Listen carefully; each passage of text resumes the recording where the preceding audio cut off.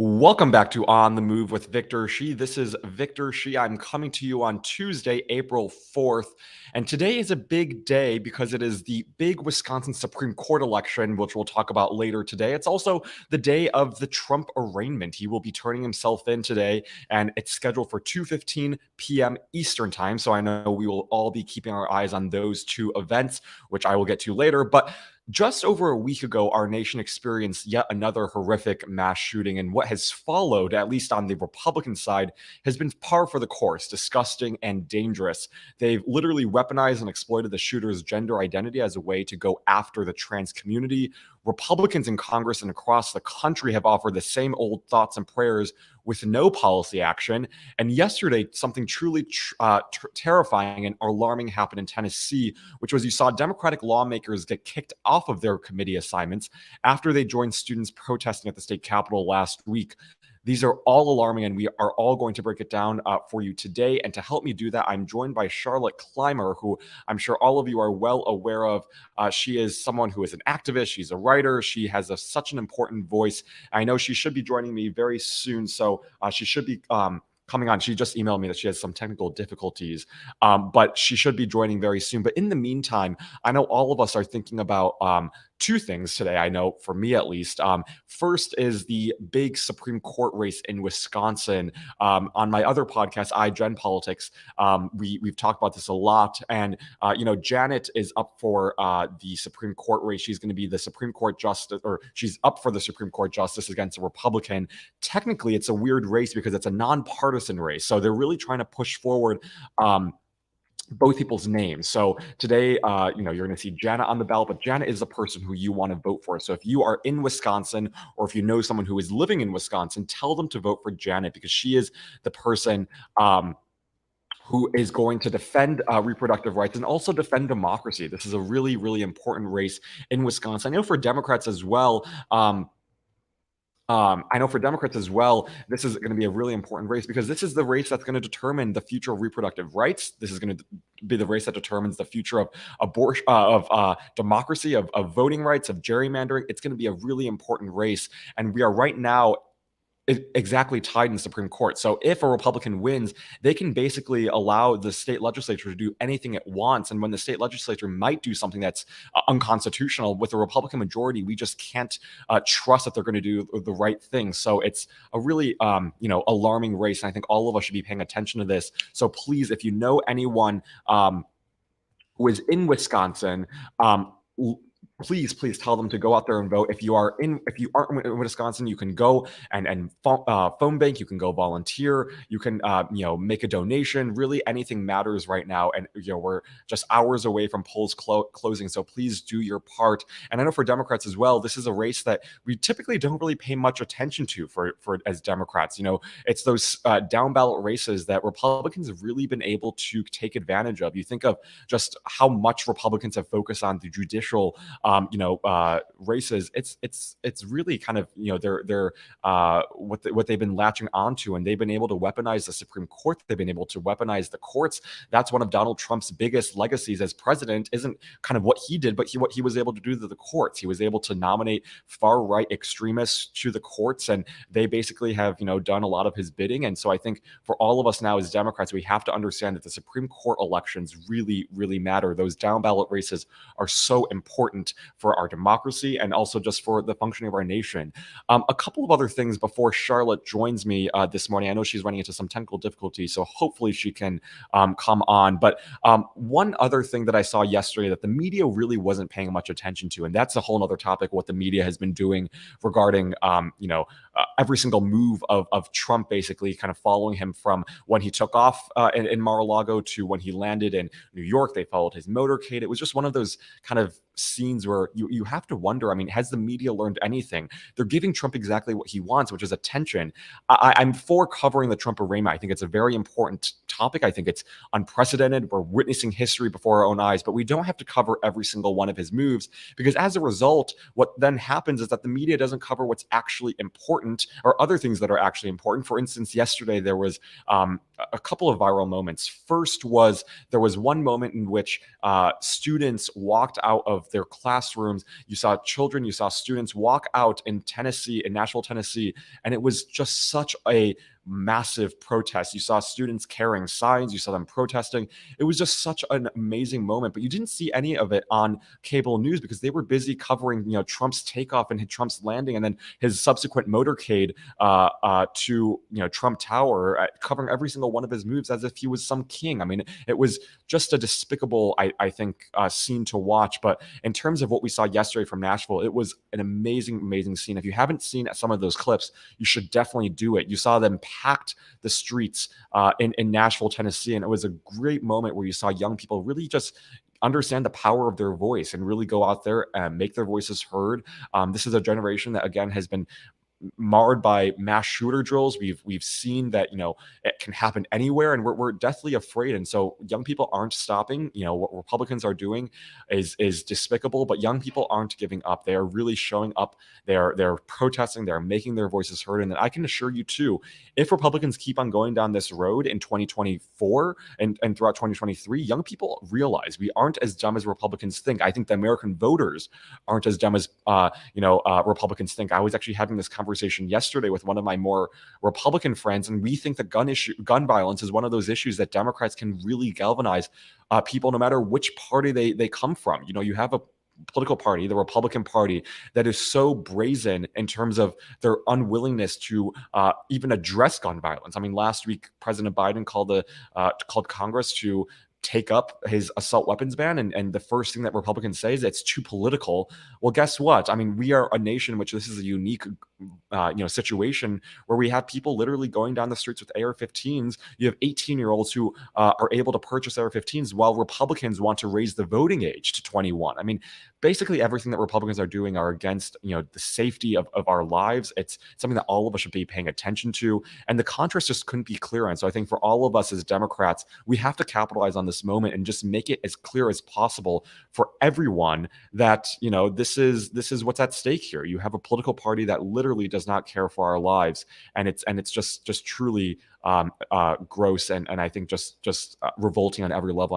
And I hope everyone can pay attention to that. But please, if you want some good news, go out there and check out some of those images from Nashville. It was some amazing, amazing scenes. And I know all of us should, I think all of us should really, really pay attention to it. So go out there and check out those images, because it was pretty phenomenal.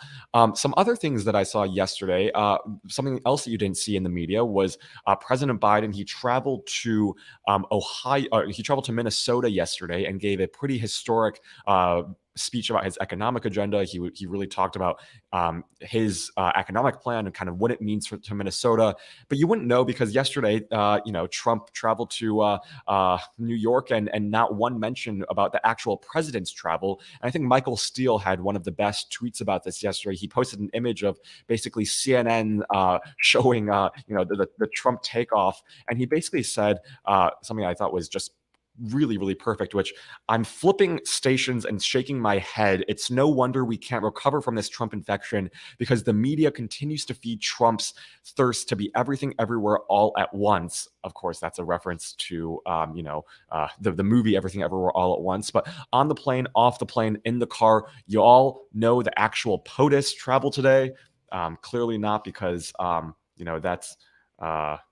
is clear, the actual POTUS travel today, none of us would have known, because what the cable news channels decided to cover. So it's yet another indication that the cable news channels are really failing us in a lot of different ways. So I thought that was a perfect tweet by Michael Steele. And a couple other things. So I'm informed that unfortunately Charlotte is unable to join us because her camera just is not working.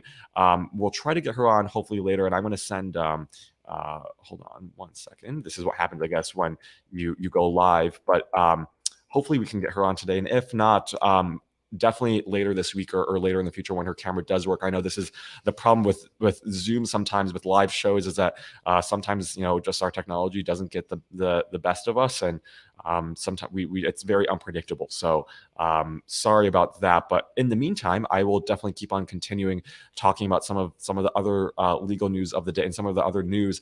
Yesterday, what I also saw that was interesting was the 60 Minutes episode with Marjorie Taylor Greene that aired on Sunday dropped 33% in viewership compared to the previous Sunday, and was the second least watched 60 Minutes episode of this season. So, if ratings and if viewership are what matters to these cable news companies, I really, really hope that they learn a lesson, because when you have on liars and when you have on fascists, I'm not saying you can't have them on, but if you have them on, you need to have someone who is willing to push back on them. You need to have someone who is willing to really push them and challenge them on their assertions and challenge them on their lies, because Leslie Stahl did that maybe a little bit, but it wasn't nearly as enough. And you need someone like Jon Stewart who's really able to take on Marjorie Taylor Greene and show her that what she's saying is complete nonsense, because clearly Marjorie Taylor Greene didn't learn. She's never going to learn. Yesterday she tweeted a tweet that basically said she's doubling down on her claims that Democrats are pedophiles. It's just really gross in so many ways. And Leslie Stahl had every moment to rein her in, but she didn't. It's not that I don't think she couldn't, but she didn't. And Mehdi Hasan yesterday, I was talking to Mehdi Hasan on iGen Politics, which will air today, but he basically said that it's not for these cable news companies. I'm sure they have many people who are able to do it, but the reality is that they aren't willing to do it, because at the end of the day, it's ratings, it's viewership, it's getting eyeballs, and that's at the end of the day what will actually matter. So for Marjorie Taylor Greene and for this, it's really just a problematic situation. But I'm glad that the viewership did go down. It's 33% down, and also the second least watched show for the season. So hopefully they learn their lesson, and hopefully they realize that having on someone like Marjorie Taylor Greene just does not resonate with people, and having on someone who doesn't challenge their assertions is equally as troubling. So that is something that I hope we can all pay attention to. And one other thing, which is Trump's arraignment today, that is something that I know all of us are really paying attention to. That is something that I'm paying attention to. I know a lot of us who have been waiting for justice and accountability have been paying attention to. But for all of us who are kind of thinking about this moment, and I've been thinking about kind of how we can think about this moment more kind of clearly, it's a lot to take in. That a former president is. I think Charlotte is here, but there is unfortunately no video. Charlotte, can you hear me? Hey, Victor. How you doing? Good. How are you? I'm good. I'm a little annoyed right now. No worries. Sorry for the video glitch. All good. Well, I'm glad that we can get you audio at least, and it's great to see you, or I guess hear you on this historic day. Yeah. Despite the technical difficulties, it's quite an occasion to mark. Yes, of course. So I want to start off by talking about something that I saw you talk about with Joy Reid last week, which is this Republican kind of narrative against the trans community. They're attacking them for, really just, I think, to gin up their supporters and make the lives of vulnerable groups more dangerous. But, as a part of the trans community, how do you feel when you see what Republicans are doing in the wake of yet another mass shooting? And what is their end goal with all of this? Look, the Republican Party is out of ideas. They have nothing to offer in terms of policy to help American families. It's why they haven't offered a health care plan to counter the Affordable Care Act. It's why they refuse to offer a budget plan to counter the president's proposal for a national budget. It's why they can't come up with solutions for a living minimum wage, for housing, for health care, for childcare, for veterans issues, for education access. Across the board, the Republican Party fails again and again. What do they have? They have a particular talent for weaponizing fear and hatred. And because most Americans don't personally know a trans person, and because most Americans don't know a lot about trans issues, it's very easy to exploit this particular topic and make Americans scared of people they don't know. And so what we're seeing right now is this horrific weaponization of transphobia to essentially benefit Republicans at the ballot box. And it's very tragic to watch. So what is the antidote to that? They have this, and I agree with you, they have this unique talent of just exploiting fear, of fear mongering, of weaponizing certain words and going after communities. How do we as Democrats push back against that? I think by being proud of our values, first of all. There is this a sense, I think, among a lot of Democrats that we have to apologize for believing what we believe in. That we have to apologize for believing that school lunches, for example, should be free, regardless of who the student is and regardless of the financial background. We have this way of being ashamed of our belief that we shouldn't have debt relief for student loans, or that the death penalty should be abolished, or any number of issues that are near and dear to the Democratic platform. It seems that we have a tendency to almost be apologetic about it. Yeah. And I'm tired of that. I really am. I think that we need to be out front, to be proud of our values, and make it clear that hatred has no place in a free society. And what's more is that what we need are people who are not transgender to go into spaces where there aren't trans people and to talk about what's important to our community and what really should be important to all of us, which is free and unfettered access to healthcare, a zero tolerance for harassment and discrimination, and certainly the idea that gender should not hold any of us back from accomplishing our dreams Yeah. in a country that prizes itself on being an inclusive melting pot, right? Yeah. Absolutely. And the right's attack on transgender people isn't just this one incident after Nashville.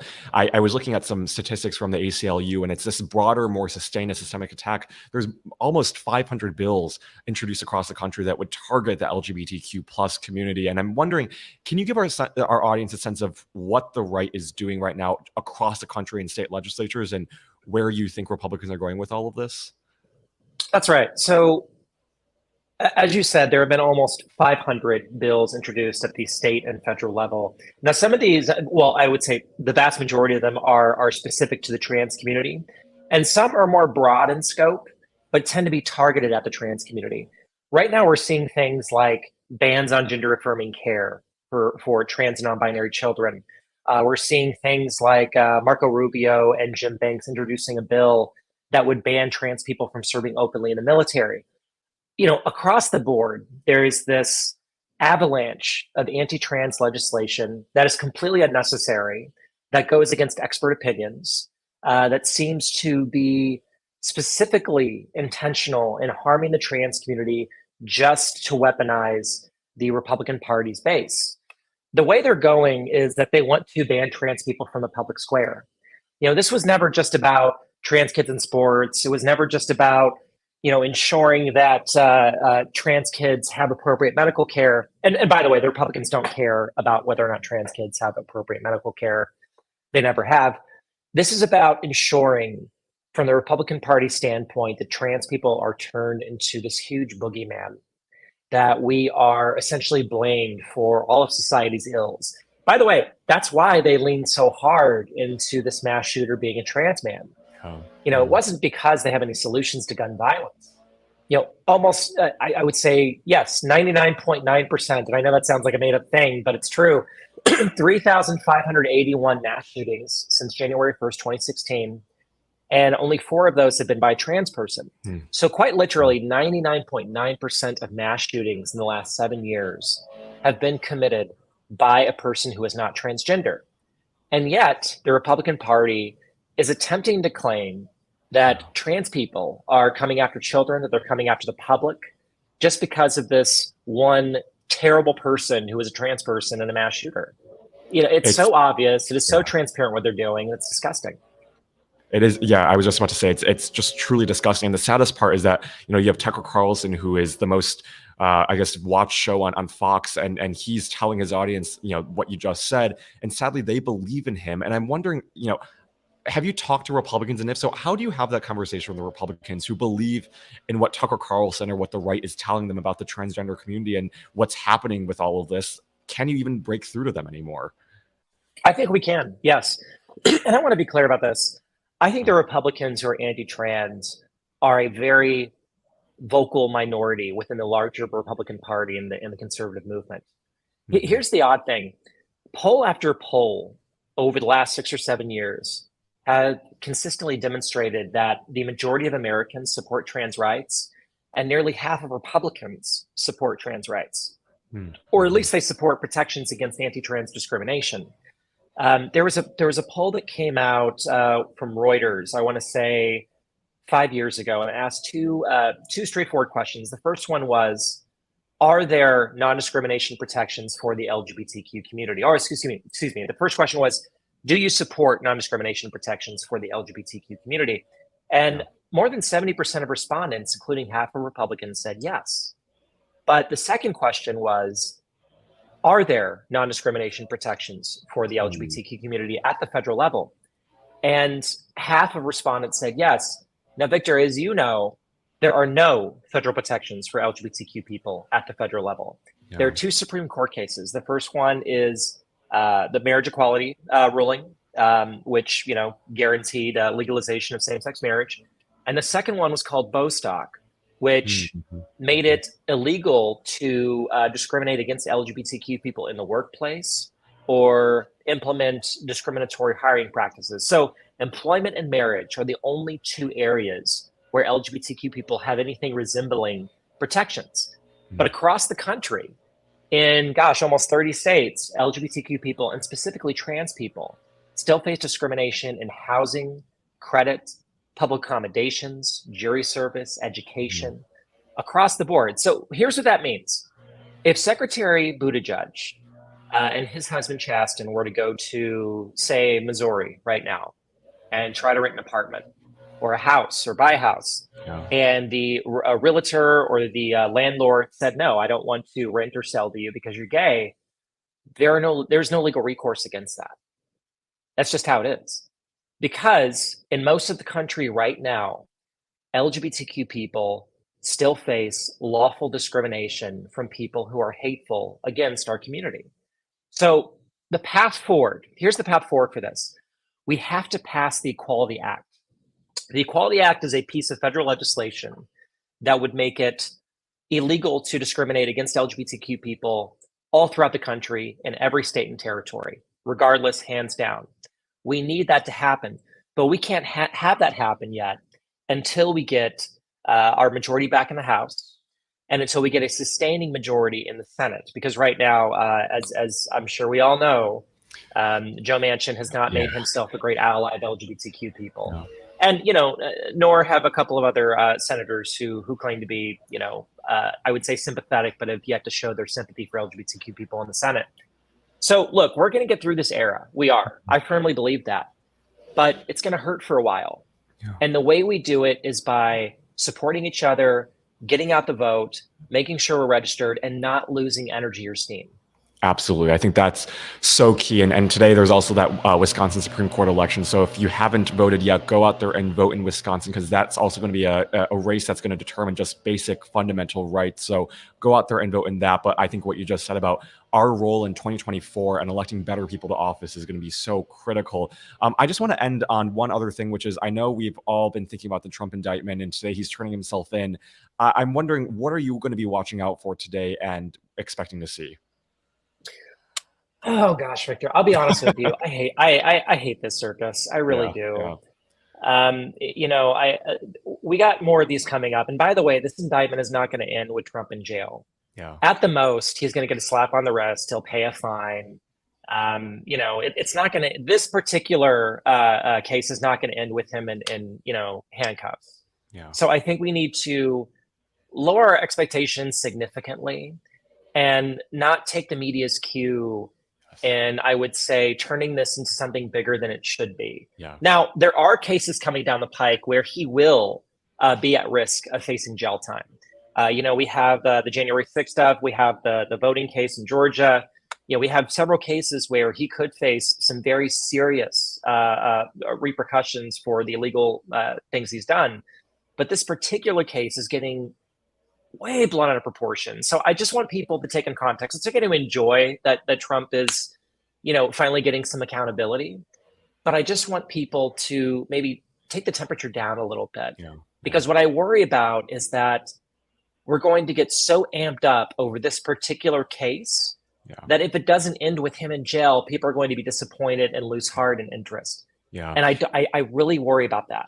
And I think the media too, you mentioned the media. I mean, yesterday, the wall to wall coverage of Trump Force One taking off and landing, and then they covered his motorcade going to Trump Tower. I mean, it was just like, have they learned anything from the past, 10, whatever, 5 years, 6 years, 8 years about just like how to cover Trump? And I think the media has a really important role in this too. They have not learned anything, Yeah. Victor. They have not Yeah. learned anything. And I have a lot of colleagues who I respect in the media, but Yeah. much of political media is still failing on the job, and it's tragic to watch. Yeah. Well, I think, lowering expectations is a good thing, and just kind of recalibrating ourselves is a good thing. So, Charlotte, thank you so much for joining me this morning. Hopefully next time we can get you on video, but you were tremendous as always. And I thank you for your advocacy and shining a light on the transgender community, because we need more people like you, but also more people who are allies and who will stand up and who will have these conversations. So thank you, Charlotte, for everything you are doing. I'm so grateful. Victor, thank you for what you do too. I mean, you're such a big light. And folks, I do want to apologize for my camera. I'm gonna get off the call now and go fix this damn computer. My apologies. All good. Thanks so much, Charlotte. Thank you. Bye.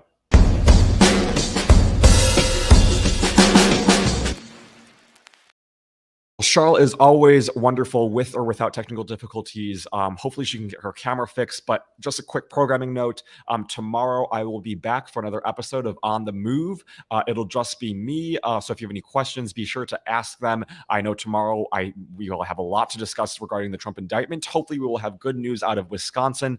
Please, please, please, if you know anyone in Wisconsin, tell them to vote for Janet for Supreme Court judge. If you are in Wisconsin, if you haven't voted yet, go out there and vote. I know there's a storm coming in Wisconsin, so get out there and vote early. Urge all of your friends to vote earlier than later, because that storm is looking to be pretty nasty. So please go out there and vote. It's a really critical election. We need to win this as Democrats. Otherwise, our rights are at further stake of being stripped away from the Republican side. So please go out there and vote, and urge everyone who you know in Wisconsin to vote. It's going to be critical. One other thing is that on Thursday, I'll be joined by Ethan Wolf, who runs Biden Wins. And then on Friday, I'll be joined by Rick Wilson to recap this entire weekend, what we've seen from Republicans. So you don't want to miss any of those two episodes. It'll be wonderful. Tomorrow, I'll be back for an Ask Me Anything series. Submit your questions. I'll get to them as quickly as I can, and I'll get to as many as I can as well. So please join me tomorrow. It'll be wonderful. Thank you so much for tuning into this episode with Charlotte, and thank you so much.